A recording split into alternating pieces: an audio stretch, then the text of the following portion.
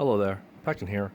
Today I'd like to share with you my latest plug and play um, for a client. This is for Corey. If you're watching this, I hope you enjoy the work I put into it. This is a complete plug and play. The plug and play that's compatible is Saberforge's switches, the 12 millimeter AV switches. So if you ever order from Cyberforge, you can always plug whatever color switches they have available on their site. You can put it on this setup. I coded correctly, modeled after the Cyberforge switches that I've bought from them. So I figure if and this is good for Cyberforge and it's good for everything else. So I was able to get it just right. So you can see I also marked each of the switches, so you can tell which one's main, which one's auxiliary. One dot is main, two is auxiliary, self-explanatory. Now what's really special about this is that this is my first time wiring a Verso, and Versos you can get it from Corbath. I believe you can also get from of course, Saber Armory, KR Sabers. But this one's Cal's soundboard. The Versos are, in my opinion, a bit difficult than the other boards because they have little holes. Now the holes, the way they were set up is that they are very close to each other. So each of the contacts, the way you do it is that you have to strip the wire and go feed the wire through the hole and then solder it. But I don't like doing that because if anything happens, I want to have access where I can desolder the wire out. It makes it easier for the board, easier for the wire to come off the board, rather than it being shoved inside through the hole and you solder through the other side, and it's going to be a pain in the butt to try to wiggle and remove the wire off from the board in case something happens. So each are meticulously soldered, little beads, little balls, and they are spaced. You don't see any bridging in the solder work. This is how small each of the solder, and it takes a while to do. And it's cramped, so I'm hoping to see if they get a little bit spaced out better, so that it's easier for me to solder it. Now, the way I do my setup is that I go through the 3.3 volt channel, and I made it for two accent LEDs, so that when you change a file through the configuration, you can actually make it where you could blink both at the same time, so you can do that. But yeah, this is how I look at the manual. I also noticed that this is incorrect because the dotted mark is that not all of these AV switches were put in this mark correctly. You always have to make sure that you use a multimeter to test out the accent LEDs, so you know exactly which one is positive, negative for the accents, and the other one's the switches, positive, negative, respectively. So I go by the multimeter. I don't go by the diagram because this may not be a correct representation, as other manufacturers make where the dot is different. Just to be aware. So let me do a little demonstration. I'm going to use one for example. Each of them were updated with the newest firmware by Verso, and the reason for the newest update, you want to use the newest updates because you want to utilize two switches. The original firmware does not have that, and it also has a different orientation on where it is installed. So I have to do this as a 2-button option so that so that I had to use a newest firmware for that occasion. Alright, so I have my spare 18650 battery, 3000 milliamps, which I use for this test. And I'll be using a Ultimate Works with lighted LED. So you know that if it lights up, then everything in the pins is also connected and also lights up. So let's put this in. Alright, so red goes to red, yellow goes to yellow, black goes to black ground. And it takes me about like a good 2 months to work on it because I have work. But the client was gracious enough to give me time to make sure I do it perfectly, do it right. So I don't want to mess up the board, and I took my time making sure I do it correctly so that everything is nice and neat, nice and tight, nothing loose. You also get clearance where the SD card can just come out from the SD slot, and it doesn't come off loose at all. And I use a strong double-sided tape along with Captain tape to secure it at the bottom so it doesn't wiggle out. Alright, so I have that. Here's my switches. Okay, so this one is a main switch.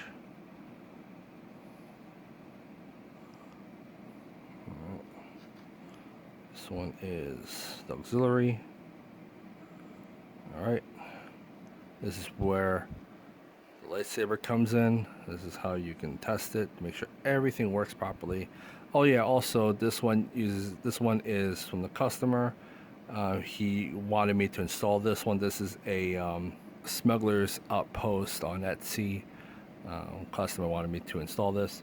This is a one of those Elite 3-watt full ohm 28 millimeters speaker, bass speaker, and it's said to be the loudest. So yeah, you'll be the judge of that. And I never glue them. By the way, I never glue anything in this setup. There's no glue. I use heat shrink.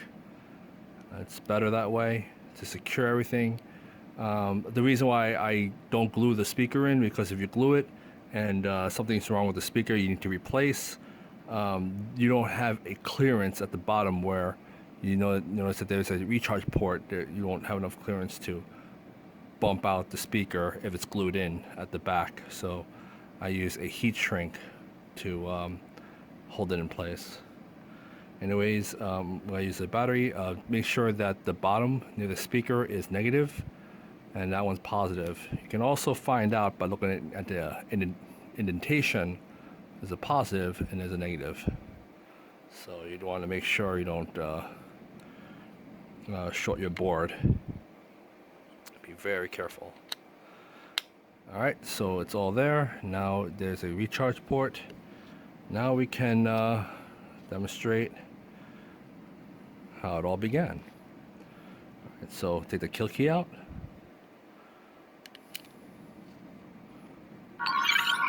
Alright, the LEDs pop out at the same time because I wired the 3.3 volts on both.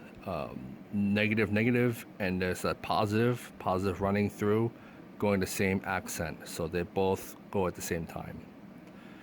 So here you go. Again, you don't have independent accent LEDs.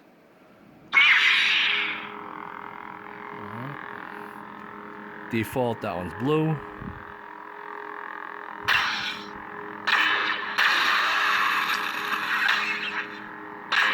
This one has flash on clash, but I don't think this is default. I had to create parameter to change the color for flash on clash. But the sound effect is all there. You also get a smooth swing.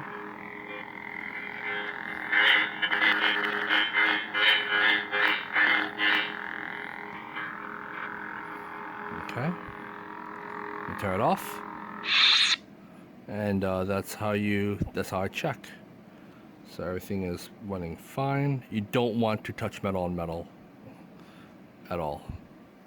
Otherwise you short the board. You don't want to do that. So you take your kill key, put that into the recharge port right away to cut power. So now you can do whatever you want because there's no power coming through anywhere. So here you go. It's gonna remove that.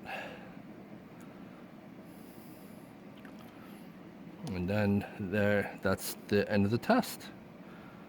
I hope you, I'm gonna show you the whole assembly, but yeah, here you go. And to get it out, I recommend that since this is my battery, the client did not provide a battery for me to install, so he's gonna use his own battery to do it. But I recommend that you use a vinyl tape and tape it around the battery so that you have some leverage to pop out the battery. But in this case, since this is my battery, I use my nails to pop it out. So I go for the positive end, use my nail. Hopefully, let's nail the negative, pop it up a little bit, and then use my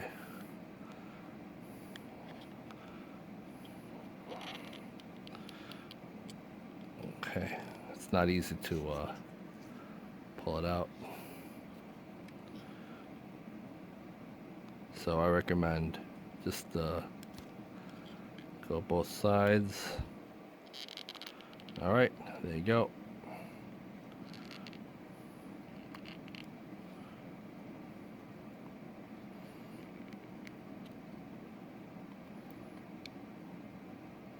Okay. So you apply pressure at the top and you force it down. You want to make sure if it gets loose, because I don't put any glue in those ends, you might have to push it back in just to reinforce it.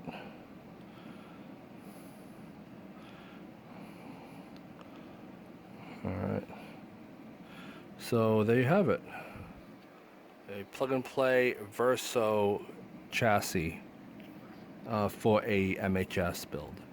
Okay, there you have it. Corey, if you're watching this, I hope you enjoy your sabers, as this is finally completed. These are Versos, and they are with 2 accent LED switches. The bottom ones are the auxiliary, the top ones are the main switches. So to access this one, I already took out the kill key, but basically it's the same way. You could unscrew the pommel like so. Keep in mind that the chassis is pretty tight. The chassis is made by CWSxDesigns, and this is a custom 3D printed chassis that has a 2.1 millimeter recharge port with a removable battery. So it uses a Keystone battery that uses 18650 battery and 15 amp discharge, and it is very tight. You just have to be very careful as you try to lift this up. Basically wiggle just a little round, and you're able to take it out and access your SD card. So the SD card is already loaded. It's thanks to my good friend Mark Ayers, 4M Sabers Workshop, and he helped me out with understanding the parameters of the Verso, as well as helping me with the free fonts provided by Jesse Kirkbride of Cabraphonic. So you could definitely check his work out. It's pretty awesome stuff. So again, once I understand the parameters, I'm able to do it myself. Again, this has no glue. I use heat shrink to mount this together. Underneath the heat shrink is a double-sided tape. Mount that down, and with a Captain tape to just to put the soundboard down and secure so that it won't move around. And as you can see, this is my wiring, so you can still access the SD card. Just want to be very careful with it as you put it together, like so. All right, so it's just have to wiggle it a little bit to find the right spot. Just take your time with it. No need to rush.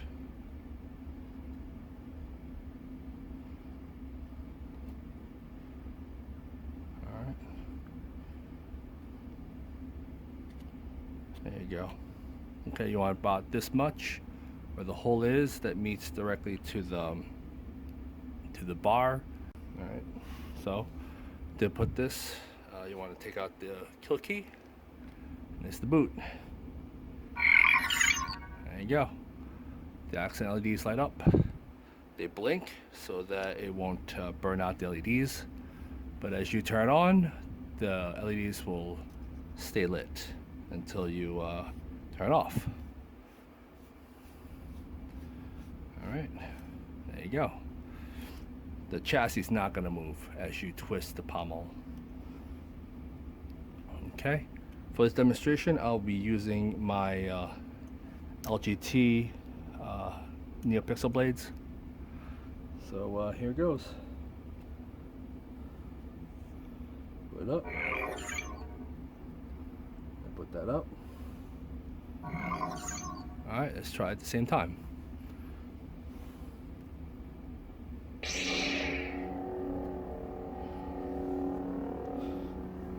right, let's see if we can move that up.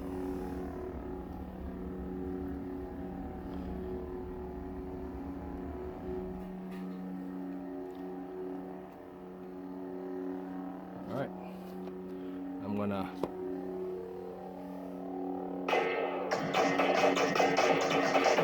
plastic block, blade lockup.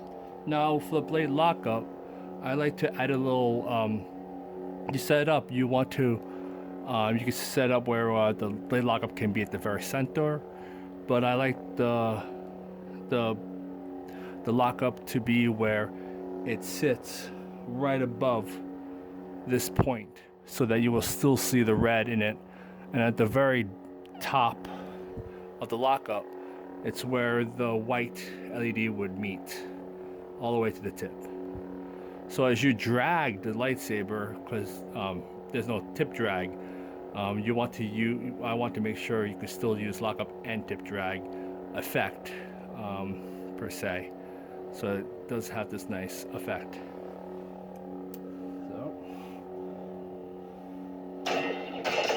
Okay.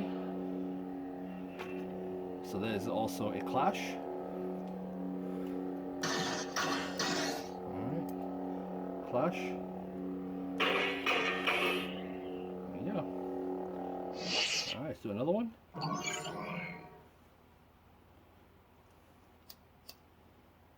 Okay. Fire.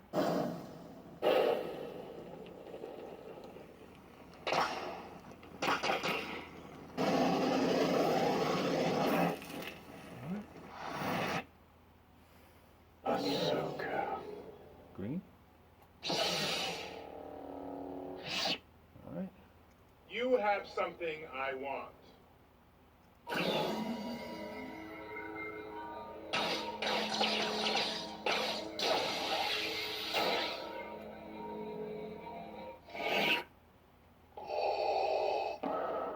That's just a red lightsaber. That's orange. Blue. Is that blue? Green.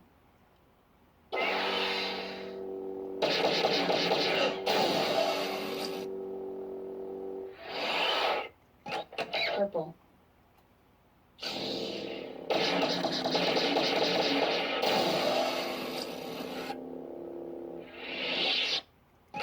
Red.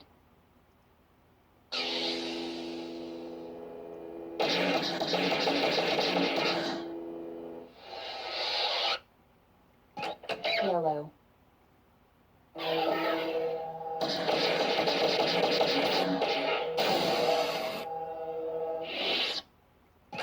White. Let's see, white.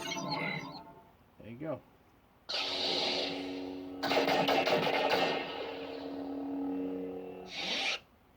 All right, and there you have it. Now the parameters were not like that. I had to set it up myself. So all the parameters were done by me, and I played around with it, and trial and error, I was able to get it right. Where I wanted the blaster blocks to be staggered around whenever you press the auxiliary, it just goes staggered. Even though that the Versos are a bit restrictive in terms of the firmware, I'm hoping to see more improvements in the future. I noticed that whenever I switch fonts, the fonts, as you cycle, you had to cycle all 16. Right now, the fonts are up to 16 for Verso. So you had to cycle. If you have a font that you like, but you skipped over it by accident as you tap the auxiliary, you have to keep doing it over and over till you get back to the beginning, and then back to the font where you first started. So I hope it can help differentiate, so it can go previous and then the next and the next firmware. Overall, it was an interesting build, very complex build, especially when I work on this as a plug and play kit. This too is handmade plug and plays. You can swap it out from this hilt. You can put it on another hilt. Yeah, this is a complex build.